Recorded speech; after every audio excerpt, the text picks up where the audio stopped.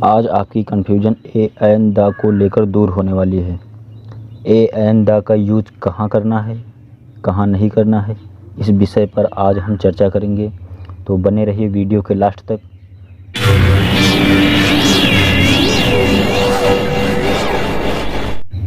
नमस्कार, मैं Hemraj Verma, success career study channel में आप सभी का स्वागत है।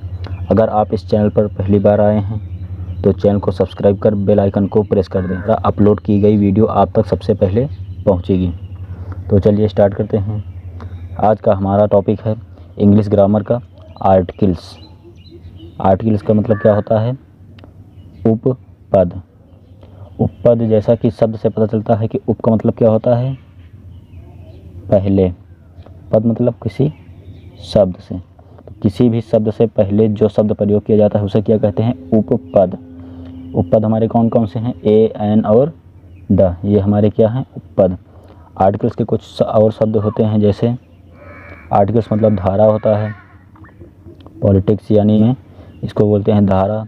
और आर्टिकल्स मतलब होता है लेख, जैसे बहुत सारे लेख लिखे जाते हैं। दफ़ा भी राजनीति से संबंधित है, और ये अनुच्छेद यह भी राजनीति से संबंधित है। चलिए आप जानते हैं उपपद कितने प्रकार के होते हैं। तो बेसिकली उपपद जो है दो प्रकार के होते हैं। उपपद होते तो तीन हैं, ए एंड द, लेकिन ये दो प्रकार में आते हैं। पहला है इनडेफिनिट। इनडेफिनिट यानी अनिश्चित, जिनका कहीं पर भी यूज हो सकता है। अनिश्चित मतलब इनका कोई पक्का नहीं कि ये कहाँ पर ही यूज होंगे। जैसे इसमें आता है ए एन, इसकी हिंदी होती है एक। तो इसका यूज कहाँ पर होता है? हमेशा सिंगुलर जगह पर होता है। जो सिंगुलर नाउन होगा या सिंगुलर वर्ड, उसके पहले ए या एन का यूज होगा, क्योंकि यह क्या है? एक है। काउंटेबल क्या होता है? जिसको गिना जा सके, मतलब गिनती वाले शब्द 1 2 3 4, उसके पहले क्या यूज हो सकता है? ए और एन। दूसरा पार्ट हमारा है डेफिनिट आर्टिकल्स। डेफिनिट यानी निश्चित। अब इसका जो है यूज हम यहाँ करेंगे एक निश्चित ही स्थान पर करेंगे। इसमें क्या आता है? हमारा द आता है। दा को क्या पढ़ते हैं? दा भी पढ़ते हैं और दी भी पढ़ते हैं। दा को दा और दी कब और कहाँ पढ़ा जाता है, इसकी चर्चा हम नेक्स्ट वीडियो में करेंगे। इसका यूज सिंगुलर या प्लूरल दोनों के साथ हो सकता है, और काउंटेबल और अनकाउंटेबल दोनों के साथ में इसका यूज हो सकता है। ए एन और दा के बारे में पढ़ते हैं। सबसे पहले आर्टिकल्स ए का यूज, जैसा कि आगे लिखा है का से गया। अब इसका मतलब हम बताएंगे। इसका हो रहा है इंग्लिश में किसी भी शब्द को पढ़ने पर यदि उस शब्द की आवाज़ का पहला अक्षर व्यंजन हो तो उस शब्द के पहले ए का यूज होता है। अब इसमें हमने क्या लिखा है?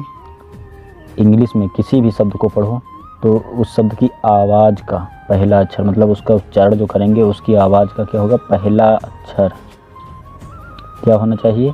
व्यंजन होना चाहिए। तब उसके पहले किसका यूज करेंगे? ए का यूज। जैसे लिखा है ए लायन, तो ए का यूज यहाँ क्यों किया गया है? क्योंकि जब इसको लायन को पढ़ेंगे क्या पढ़ेंगे? लायन। तो ला क्या है? हमारा व्यंजन है। ये किसके बीच में आ रहा है? का से गया के बीच में। का से गया हमने इसीलिए लिखा है क्योंकि का से लेकर गया तक जितने भी वर्ड आएंगे उसके पहले हमारा ए का यूज किया जाएगा। तो लायन में पहला अक्षर क्या है? ला। ये कहाँ पर आ रहा है? का से गया के बीच में ही आ रहा है। दूसरा लेते हैं बुक, बा। ये क्या है? ये भी इसके बीच में ही है, इसके पहले भी ए का यूज करेंगे। उसी प्रकार टीचर, टा। मंकी, माँ। ईयर, या। पेन, पा। कॉपी, का। डॉग, डा। मैन, माँ। मोबाइल, माँ। रोड, रा।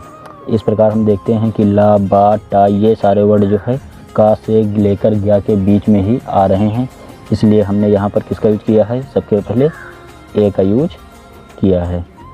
अगला देखते हैं। हमारा अगला है यूज ऑफ एन, यानी एन का प्रयोग। तो एन का प्रयोग कहाँ पर करेंगे?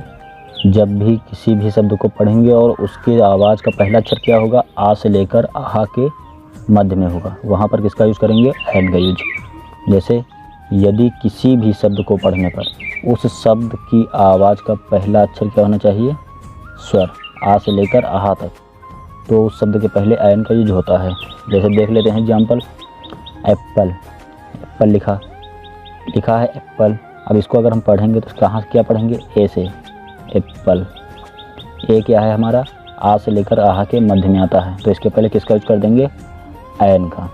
उसी प्रकार ऑरेंज, यहाँ पर भी क्या रहा है, आ, आओ, ये भी क्या है, आ से लेकर आहा के मध्य में है, तो यहाँ पर भी एन का। एलिफेंट यानी ए, ये भी स्वर है इसलिए एन का प्रयोग। इंक पॉट, आई, ई हो जाएगा। ईयर, ईयर, इग, ईयर और इग, इसके पहले भी एन का प्रयोग इसीलिए हो जाता है।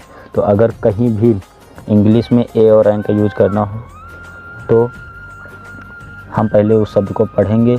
अगर उसकी आवाज़ का पहला अक्षर स्वर या व्यंजन है तो हिंदी के अकॉर्डिंग हम वहाँ पर ए या एन का यूज करेंगे। सम अदर एग्जाम्पल्स, इसके कुछ अदर एग्जाम्पल हैं, मतलब जैसे जिनमें ए या एन का यूज देखने के हिसाब से नहीं होता है। जैसे एन का यूज़ कहाँ पर होता है, ए, ई, आई, ओ, यू। एन का यूज बहुत सारे लोग यहाँ पर कर देते हैं, जैसे ए से स्टार्ट हुआ, ई से स्टार्ट हुआ, आई से, ओ से, यू से, ये भी ओवल्स हैं। अगर इनसे स्टार्ट होता है कोई भी शब्द तब भी ए का यूज कर देते हैं। और ए का यूज इनको छोड़कर बाकी 21 वर्ड जो हैं उनके पहले कर देते हैं, लेकिन ऐसा हर जगह नियम नहीं लागू होता है। ये हमेशा केवल हिंदी के अकॉर्डिंग ही चलता है। आ से लेकर आहा तक अगर है तो वहाँ पर एन का यूज होगा, आ से लेकर आहा तक है तो वहाँ पर एन का, अगर का से लेकर गया तक है तो वहाँ पर ए का यूज होगा। तो उसी के अकॉर्डिंग इसको भी हम देखते हैं। जैसे लिखा है आवर, ये एच क्या है हमारा, कॉन्सोनेंट है।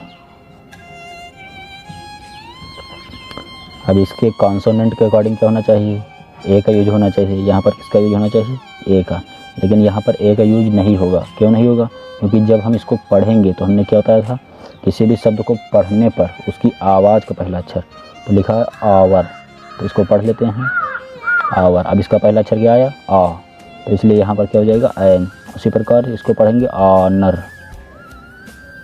तो ऑनर है तो आ गया, तो यहाँ पर भी एन का यूज। यूनिट, अब यू है तो इसके अकॉर्डिंग देखा जाए तो पहला अक्षर क्या है इसका, वॉवल्स है, तो क्या होना चाहिए, एन होना चाहिए, लेकिन यहाँ पर एन नहीं होगा, ए होगा। क्यों होगा, क्योंकि जब इसको पढ़ेंगे हम तो यूनिट, यूनिट यानी या, तो या क्या है हमारा, कॉन्सोनेंट है, हिंदी के हिसाब से हिंदी का कॉन्सोनेंट है, तो यूनिट के अकॉर्डिंग क्या हो जाएगा, ए। उसी प्रकार यूनिवर्सिटी, यहाँ पर भी ए। यूनिक, यहाँ पर भी ए।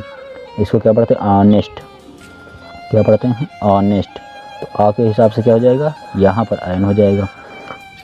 एप्पल, एप्पल के पहले क्या हो जाएगा, क्योंकि ए है तो यहाँ पर क्या हो जाएगा, एन, एप्पल। अब बिग एप्पल, तो एप्पल यहाँ भी है, क्या यहाँ पर एन का प्रयोग होगा, नहीं होगा। क्यों नहीं होगा, यहाँ पर एन का प्रयोग होगा, नहीं होगा। क्यों नहीं होगा, क्योंकि जो भी वर्ड होगा उसका पहला अक्षर देखेंगे। तो यहाँ पर क्या लिखा, बिग यानी बा, बा क्या है, कॉन्सोनेंट है, तो यहाँ पर हो जाएगा ए। एम, इसको पहले हम पढ़ लेते हैं। अगर कोई भी संक्षिप्त रूप का आता है वर्ड, सबसे पहले उसको पढ़ते हैं, उसका पहला अक्षर देखते हैं। तो पहला अक्षर क्या है, ए क्या है हमारा, स्वर है, तो यहाँ पर एन का प्रयोग होगा। MBBS, तो इसका पहला अक्षर क्या है, एम, इसमें भी क्या रहा, ए, तो यहाँ पर भी एन का यूज होगा। CID यानी सा क्या है हमारा, व्यंजन है, तो यहाँ पर क्या हो जाएगा, ए। PM, तो हमारा पहला अक्षर क्या है, पा, इस यहाँ पर क्या हो जाएगा यूज, ए। इस प्रकार की कोई भी शब्द आए तो उसको सबसे पहले हिंदी में पढ़ना है।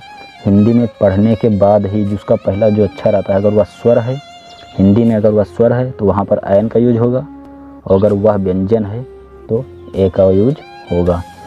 नेक्स्ट वीडियो में हम दा के बारे में चर्चा करेंगे। दा का यूज कहाँ पर होता है, कैसे होता है, दा को दा पढ़ा जाता है, दी पढ़ा जाता है, इसके बारे में हम लोग चर्चा करेंगे। इस वीडियो में केवल इतना ही। अगर आप हमारे चैनल पर नए हैं तो चैनल को सब्सक्राइब करना ना भूलें और अपने दोस्तों के साथ भी शेयर करें ताकि उन तक भी यह जानकारी पहुंच सके। जय हिंद।